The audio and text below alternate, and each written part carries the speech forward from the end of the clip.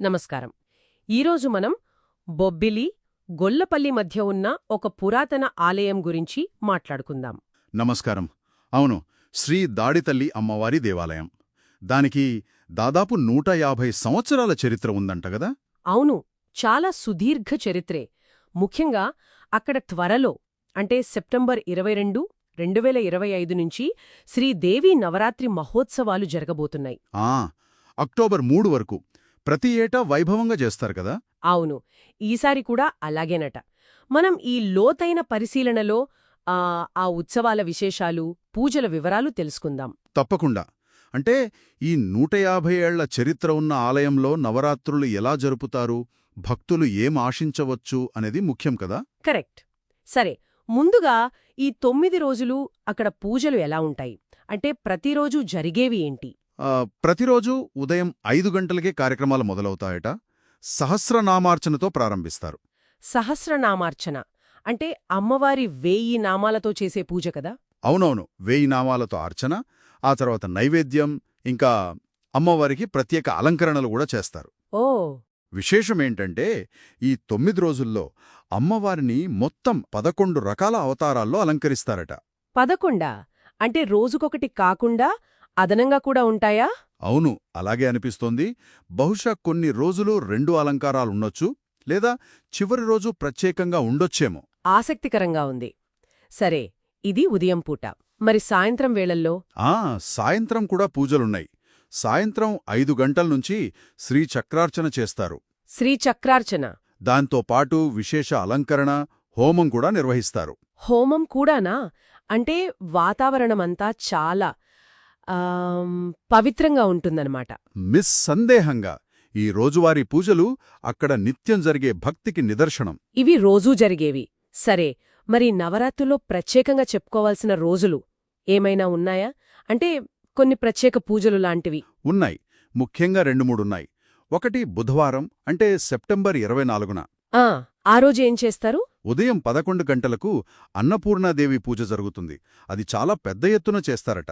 అన్నపూర్ణాదేవి పూజ అంటే ఆహారానికి సంబంధించింది కదా? అవును, ఆ రోజు అమ్మవారికి ఏకంగా 108 రకాల పిండి వంటలు, ప్రసాదాలు నివేదిస్తారట. 108? అబ్బా! అంటే ఆహార సమృద్ధికి సంకేతమన్నమాట. ఖచ్చితంగా. ఆ 108 సంఖ్యకు మన సంప్రదాయంలో చాలా ప్రాముఖ్యత ఉంది. పూర్ణత్వాన్ని సూచిస్తోంది అది. నిజమే, చాలా బావుంది. ఇంకో ముఖ్యమైన రోజు కూడా ఉందన్నారు కదా? అవును, అది సోమవారం, సెప్టెంబర్ 29న. ఆ రోజు ఉదయం 11 గంటలకు సరస్వతీదేవి పూజ. ఓ, సరస్వతీదేవి పూజ. విద్యార్థులకు చాలా ముఖ్యం కదా ఇది? చాలా ముఖ్యం. జ్ఞానానికి అధిదేవత కదా అమ్మవారు. అందుకే ఆ రోజు చాలామంది పిల్లలు, విద్యార్థులు వస్తారు. అక్కడ ఇంకేమైనా ప్రత్యేకత ఉందా ఆ రోజు? ఉంది. ఆ రోజు పిల్లలకు అక్షరాభ్యాసం కూడా చేయిస్తారట. అక్షరాభ్యాసం కూడానా? అంటే విద్యకు ఆరంభం అక్కడే చేయిస్తారన్నమాట. అవును, అది మంచి ముహూర్తంగా భావించి చేయిస్తారు. చాలా మంచి విషయం. ఇక ఉత్సవాల ముగింపు ఎలా ఉంటుంది? చివరి రోజు అక్టోబర్ 3న కదా? అవును, శుక్రవారం అక్టోబర్ 3. ఆ రోజు ఉదయం 9 గంటలకు అమ్మవారికి పాలతో అభిషేకం చేస్తారు. పాల అభిషేకమా?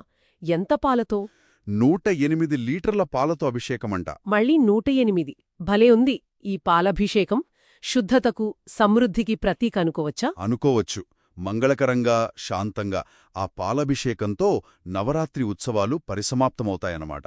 వినడానికి చాలా వైభవంగా ఉంది. సరే, ఇంత పెద్ద ఎత్తున ఉత్సవాలు జరుగుతున్నప్పుడు భక్తులెవరైనా, అంటే అమ్మవారికి పట్టుచీరలివ్వాలనుకున్నా, లేదా తమ పేరు మీద పూజలు చేయించుకోవాలనుకున్నా వాళ్ళేం చెయ్యాలి? దానికి కూడా ఒక ఏర్పాటుంది. ఎవరైనా పట్టుచీరలు సమర్పించాలన్నా, లేదా అలంకరణ చేయించాలన్నా, లేదంటే పూజల కోసం తమ గోత్రనామాలివ్వాలన్నా ముందుగా ఆలయంలో వాళ్ల పేరు నమోదు చేసుకోవాలి. ముందుగా చెప్పాలన్నమాట. అవును. దానికి సంబంధించిన మరిన్ని వివరాలు కావాలంటే అక్కడ అర్చకులు, దేవి ఉపాసకులైన పిండిప్రోలు మునికుమార్ శర్మగారిని సంప్రదించవచ్చు. ఆయన ఫోన్ నంబర్ కూడా ఉందా? ఆసక్తి ఉన్నవాళ్లు సంప్రదించవచ్చు. మొత్తం మీద చూస్తే ఈ నవరాత్రులు కేవలం 9 రోజుల వేడుకలా అనిపించడం లేదు. అవును, అది ఒక పెద్ద సాంస్కృతిక, ఆధ్యాత్మిక అనుభవంలా ఉంది. 150 ఏళ్ల చరిత్ర కదా? నిజమే. తరతరాలుగా వస్తున్న భక్తి, సంప్రదాయం అక్కడ కనిపిస్తోంది.